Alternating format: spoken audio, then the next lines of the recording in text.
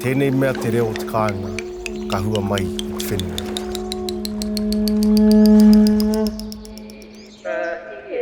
The fluency was amongst our klaue, our kuia.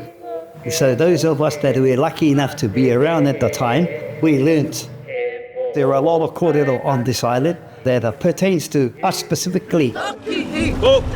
Takihi! Takihi! Takihi! Ko tō mātou hehia kia tupu a mātou kaihoi rangatahi nei, a mā rātou a mātou tūru e whakaki.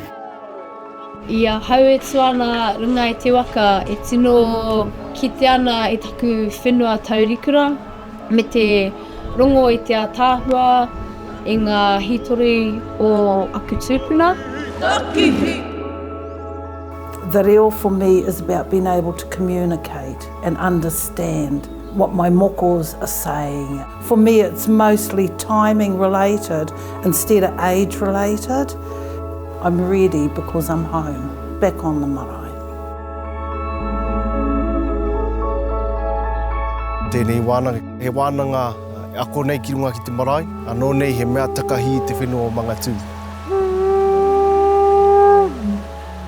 Era kaupapa, era kōrero katoa, ka whakahokia ki runga i o tātou nei marae, kia kite, kia rongo ai tō tātou nei reo, e ora tonu ana ki waenga nui a tātou katoa.